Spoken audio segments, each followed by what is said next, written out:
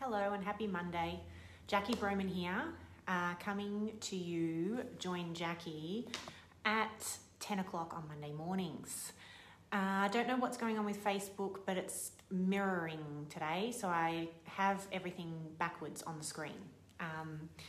But don't worry, I'm covering off some stamp duty topics last week, this week, and next week. So last week I spoke about some of the concessions and exemptions that primary production land gets and how useful that is for farm succession planning.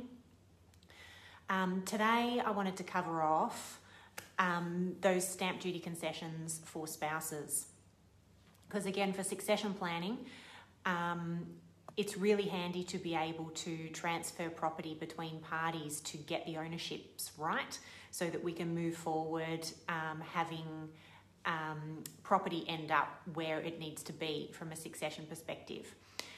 Unfortunately though, State Revenue Office in Victoria wound back those concessions a couple of years ago.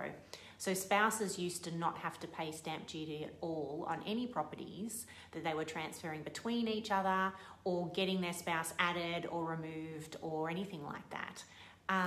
However, they've removed those and it's now only available on their principal place of residence. So spouses can add the other spouse on to the title.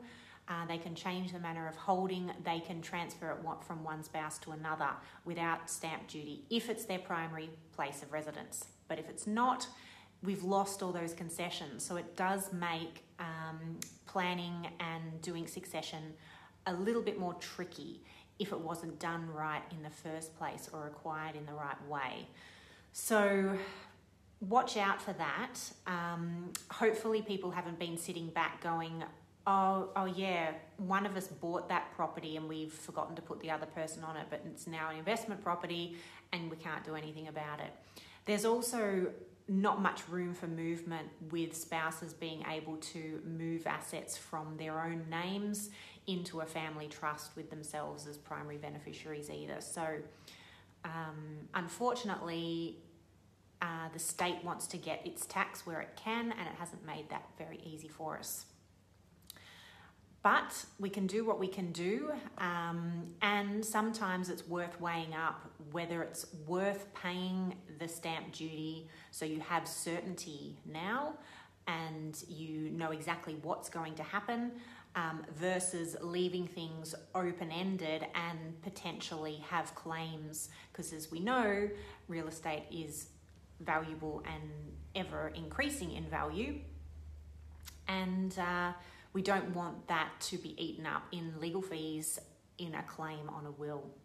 So looking at how people own their assets as part of the succession and estate planning process is really important, and that's certainly one of the first steps that we do here with our family legacy plans. So like I said, next week I'm going to cover off on the last bit of stamp duty, talking about first homeowners. This video will be saved onto the page, as are all other videos. So if it is something relevant for someone you know, please either put their name in the comments, tag them, or you can share it with them as a private message. All those other videos are there on our page as well, so you can go back and look through anything that might be relevant. If there is any question that you would like to ask, please direct message me through Facebook, or if you go to our website, all our direct emails are all available there as well. Otherwise, I will catch you next Monday. I hope you have a great week, and I'll see you then.